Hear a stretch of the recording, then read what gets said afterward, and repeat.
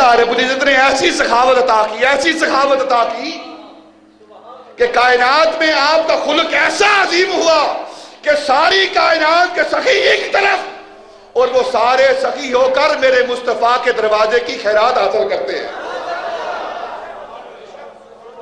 منگتے تو ہے منگتے، کوئی شاہوں میں دکھا دو، منگتے تو ہیں منگتے، کوئی شاہوں میں دکھا دو جس کو میری سرکار سے ٹکڑا نہ ملا ہو۔ ایسے جواد ہیں آپ۔ معافی کا عالم کیا ہے، عفو کا عالم کیا ہے؟ اللہ رب العزت معاف کرنے والا ہے اور مصطفیٰ بھی معاف کرنے والا ہے۔ معافی کا عالم کیا ہے؟ یہاں ایک بات عرض کرتا ہوں، طائف کی وادی کے اندر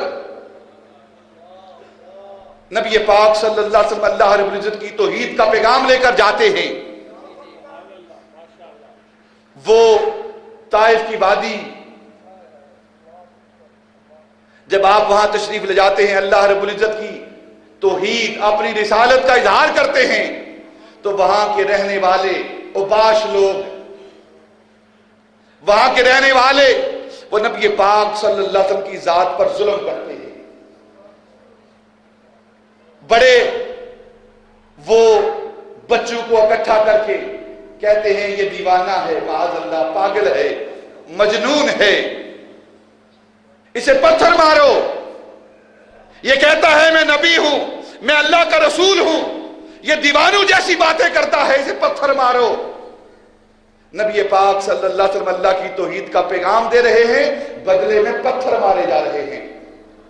وہ بچے، وہ نوجوان آپ کے جسم اقدس پر، وہ جسم اقدس جس کی قسم اللہ رب العزت اٹھاتا ہے، اس پر پتھر مارتے ہیں، آپ کا سارا جسم لہولہان ہوتا ہے، جسم مبارک سے خون نکلتا ہے اور خون رس رس کر بہ بہ کر آپ کے نالین کے اندر جمع ہو رہا ہے۔ اور جب زور کا وقت آتا ہے، صبح سے وہ اوباش لوگ نبی پاک کے جسم اقدس پر پتھر مار رہے ہیں۔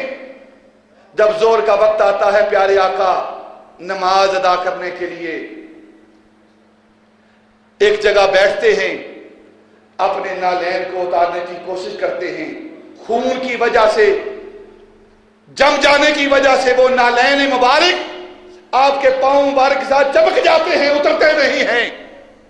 جب یہ حالت ہوتی ہے، آسمان سے جبریل امین نازل ہوتے ہیں، اللہ نے ہمیں بھیجا ہے، اگر آپ پسند کریں، آپ چاہیں، جو ان طائف کے لوگوں نے آپ پر ظلم و ستم کیا ہے، آپ کی ذات پر پتھر برسائے ہیں، آپ کے جسم کو لہولہان کیا ہے، اگر آپ چاہیں حکم دیں تو میں جبریل یہ طائف کے پہاڑوں کو آپس میں ملا کر ان لوگوں کو ان پہاڑوں کے اندر رکھ کر ان کو پیس ڈالوں، ریزہ ریزہ کر ڈالوں۔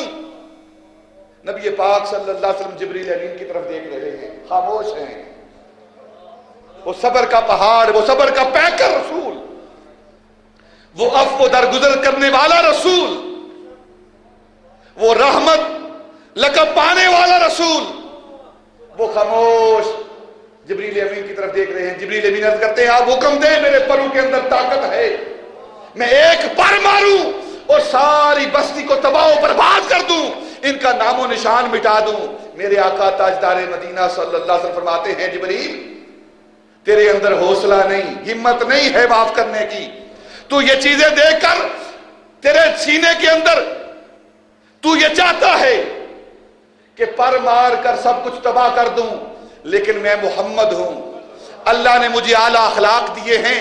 کیا ہوا آج انہوں نے میرے سینے پر، میرے جسم پر پتھر مارے ہیں، کوئی بات نہیں، اگر آج یہ مجھے نہیں پہچانتے کوئی بات نہیں، میں نور نبوت سے دیکھ رہا ہوں، انہی کی اولاد میں سے لوگ میرا کلمہ پڑھیں گے، میں انہیں معاف کرتا ہوں۔ وہ معاف کرنے والا رسول اعلیٰ اخلاق لے کر آیا ہے، پتھر کھائے ہیں، جسم کو لہولہان کیا ہے، لیکن ایک بار بھی اپنے ہاتھ بد دعا کے لیے اوپر نہیں کیے۔ جب بھی ہاتھ اٹھے ہیں مصطفیٰ کے، وہ دعا کے لیے اٹھے ہیں، یا اللہ انہیں معاف کر دے، یہ مجھے پہچانتے نہیں، لیکن میں دیکھ رہا ہوں ایک وقت آئے گا یہ لوگ میرا کلمہ پڑھیں گے، تیری توحید کے ڈنکے بجائیں گے اور تیرے نام پر اپنا گردنیں کٹائیں گے یہ لوگ۔ یہ اخلاق نبی پاک صلی اللہ علیہ وسلم کے، وہ اخلاق کا پیغمبر بن کر، وہ اخلاق کا رسول بن کر، وہ اعلیٰ اخلاق لے کر ہمارے پاس آیا ہے۔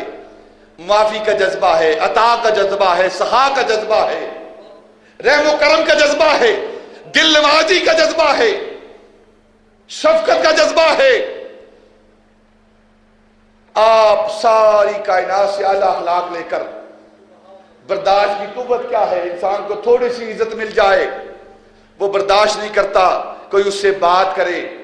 نبی پاک کی ذات وہ ذات جو اللہ کے محبوب ہیں، ساری کائنات کے اندر سارے ملائکہ جن کو سلام محبت پیش کرتے ہیں اور جن کے سامنے بردے بن کر، غلام بن کر کھڑے رہتے ہیں، ان کی عزت اور عفت کا کیا عالم ہوگا جب مکے کے اندر دوسرے ملک سے ایک جماعت آتا ہے، دم کرنے والا آتا ہے، تو ابو جہل، عتبہ، شیبہ یہ کعبے کے قریب بیٹھے ہوئے ہیں، اس نووارد کو، آنے والے کو دیکھتے ہیں کہ ایک نووارد ہمارے شہر کے اندر آیا ہے۔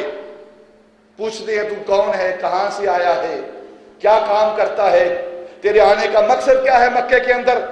وہ کہتا ہے میں زماد ہوں، دم کرتا ہوں، اگر کسی کو تکلیف ہو، جنوں کا اثر ہو، دوسری مخلوق کا اثر ہو، جنون کا اثر ہو، پاگل پن کا جس پر اثر ہو، میں دم کرتا ہوں، وہ بندہ ٹھیک ہو جاتا ہے۔ ابو جہل مسکرایا اور اس نے کہا کہ ہمارا ایک بھتیجا ہے، معاذ اللہ، وہ پاگل اور دیوانہ ہو گیا ہے، اس پر جنون کا اثر ہو گیا ہے، جاؤ اس کو دم کرو، اگر تو نے اسے ٹھیک کر لیا تو ہم تجھے انعام دیں گے، اکرام دیں گے، اور لیکن یہ احتیاط رکھنا کہ وہ خود بھی جادوگر ہے، معاذ اللہ، استغفر اللہ۔ نبی پاک کے بارے میں وہ یہ کہتے تھے اس سے بچ کر بھی رہنا، کہیں یہ نہ ہو کہ تو دم کرتے کرتے، اس پر جادو کرتے کرتے اس کا جادو تم پر نہ چل جائے، اس سے احتیاط محتاط رہنا۔ جا اس کے پاس، وہ جماعت نبی پاک صلی اللہ علیہ وسلم کی دہلیز پر حاضر ہوتا ہے، آواز دیتا ہے، کھٹکھٹاتا ہے، آپ باہر تشریف لاتے ہیں، کیا عجیب منظر ہوگا۔ آپ باہر تشریف لائے، پوچھا کیسے آئے ہو؟ تو کہنے لگا مجھے علم ہوا ہے، پتہ چلا ہے، میں نے سنا ہے کہ آپ پر پاگل پن کا، جنون کا اثر ہے۔ آپ نے فرمایا جو بات، جو جملے میں ان سے کہتا ہوں، تو سمجھدار ہے، پڑھا لکھا ہے، دم کرنے والا ہے، وہی جملے تجھے سناتا ہوں۔ اگر تو سمجھے کہ یہ جملے پاگل پن والے ہیں، یہ مجنون والے ہیں، یہ دماغ پر جو اثرات ہوتے ہیں اس کے بعد ہذیان والے جملے ہیں، تو پھر دم کر لینا۔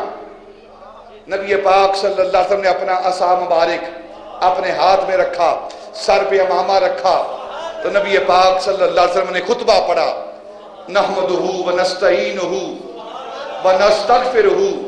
سیرت کی ساری کتابوں کے اندر ہے، آپ نے یہ خطبہ پڑھا، نحمدہ ونستعینہ ونستغفرہ ونؤمن بہ ونتوکل علیہ ونعوذ باللہ من شرور انفسنا ومن سیئات اعمالنا من یہدہ اللہ فلا مضل لہ ومن یضللہ فلا ہادی لہ ونشہد ان لا الہ الا اللہ۔ جب اس جملے پر پہنچے، ان الفاظ پر پہنچے، تو نبی پاک نے اپنا چہرہ، اپنی آنکھیں اس کے چہرے پر تکائیں، تو کیا دیکھتے ہیں کہ آنسو برس رہے ہیں اس کے۔ وہ عرض کرنے لگا ایک بار پھر یہ جملہ دہرائیے۔ آپ نے پھر یہی خطبہ پڑھا۔ جب آپ نے دوبارہ یہ خطبہ پڑھا تو اب وہ چھما چھم رو رہا ہے، آنسو بہ رہے ہیں۔ وہ عرض کرنے لگا ایک بار پھر یہی جملہ پڑھیے، یہی پیراگراف پڑھیے، یہی عبارت پڑھیے، یہی خطبہ پھر دہرائیے۔ جب نبی پاک نے تیسری بار یہ خطبہ دہرایا تو وہ پاؤں پر گر کر نبی پاک صلی اللہ علیہ وسلم کا کلمہ پڑھنے لگا۔